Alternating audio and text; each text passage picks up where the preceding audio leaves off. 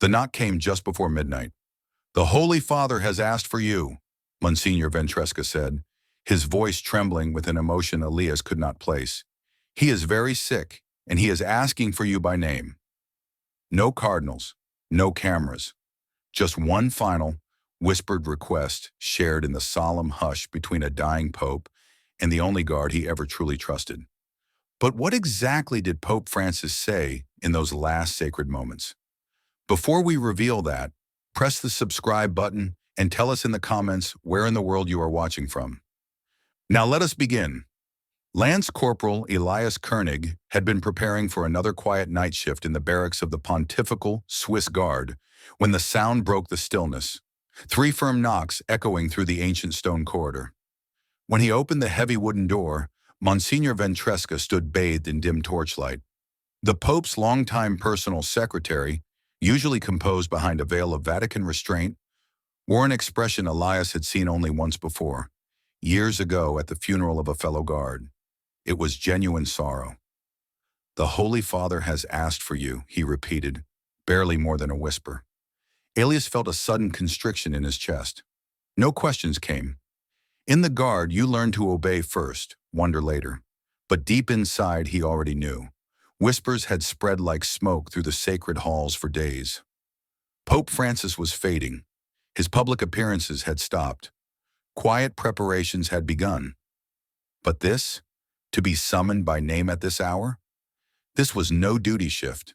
This was goodbye. His hands, steady despite the weight on his ribs, moved with silent precision through the familiar ritual.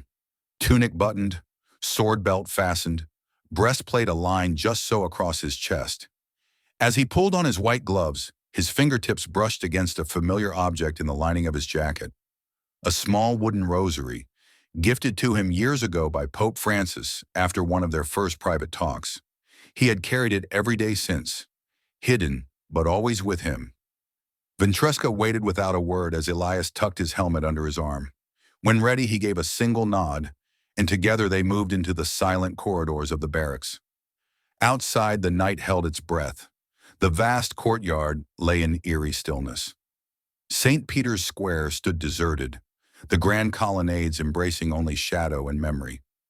No tourists, no flashing lights, just the invisible gaze of centuries watching their passage.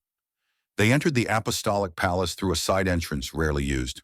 Doors normally opened only for visiting dignitaries gave way without fanfare. No ceremony marked their arrival, just the soft cadence of footsteps on marble worn smooth by history. As they climbed a narrow stairwell, Elias's mind wandered back through the years, to the quiet smiles Francis reserved for him after Mass, to their conversations, intimate, unguarded, where a pope chose not just a protector, but a companion. They had formed a bond 7 years earlier, when Elias was still new to Rome. He had stayed in the chapel long after morning Mass, kneeling in the shadows. Most assumed he was simply devout. Only Francis had seen through it. "You pray like a man who knows what it is to lose," he had said that morning, his voice soft with knowing. And he had been right.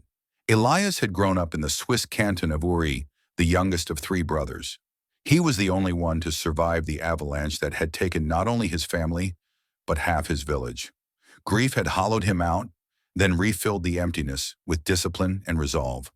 When he came to the Vatican, it was not for prestige, but for purpose. A place where silence was not just permitted, but respected. And Francis, somehow, had always seen through the uniform to the wound beneath. Over the years, they met often, never officially, never on record. In shadowed chapels after hours, in gardens Francis claimed he had wandered into by mistake. Always in private, always in trust. There were no dramatic confessions, no talk of doctrine or politics. Just 2 men, one bearing the weight of the church, the other the burden of memory, quietly acknowledging a pain the world refused to name. "Titles weigh heavy," Francis had once told him, "but pain—" His voice had trailed off. But Elias had understood. He always did. "Weighs heavier still. Better to have a few true souls near than 1,000 who only see your robes." That was something Francis had once said, and tonight those words echoed louder than ever in Elias's mind. As they reached the upper corridor of the Apostolic Palace, Elias noticed how unnaturally empty it was. Even at this hour, a cardinal or prelate was usually seen passing between chambers, or an aide shuffling along with documents. But now the hall stood deserted, as though the Vatican itself held its breath.